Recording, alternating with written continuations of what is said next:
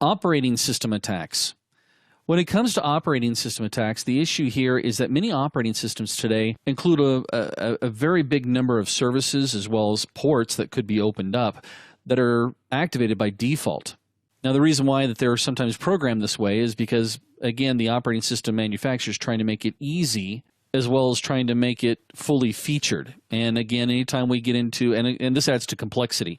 And again, as we've talked about before, anytime we talk about increasing our complexity, we're talking about creating security holes for us.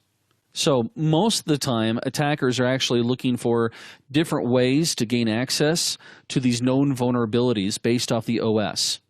Some of those vulnerabilities are actually created just by the defaults that get implemented. And I'm not going to pick on just one OS here. Not necessarily Microsoft. I mean, all the OSs have their own defaults, and some of the defaults are locked down really, really well.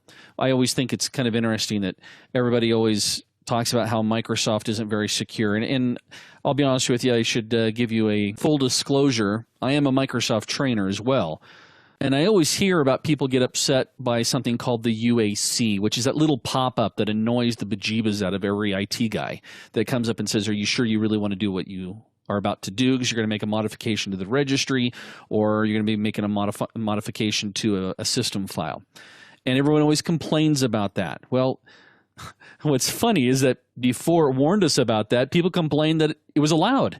It's like a huge catch-22, and I always throw this out there too, and that is Linux systems have been doing that for years.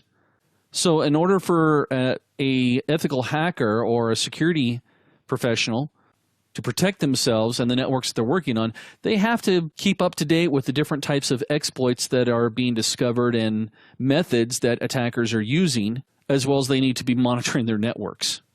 Now, one of the biggest ways that attackers are able to get in via operating system attacks is because people have not, or IT guys have not gone through and updated their systems by patching them.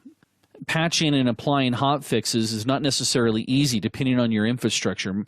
Several companies have tried to make this easy, including Microsoft. They've come out with their own little product called Windows Update Services. But if you don't have any training on it, you don't know what you're doing, you may not actually implement it. Maybe it's too much of a hassle.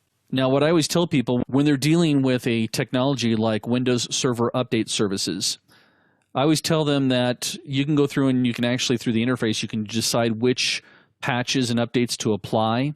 I tell them to always immediately apply critical updates. And I would say that's the case with every application and OS, because critical updates don't usually make huge changes like a service pack. Typically, those types of fixes are there to solve an immediate issue or a zero-day issue.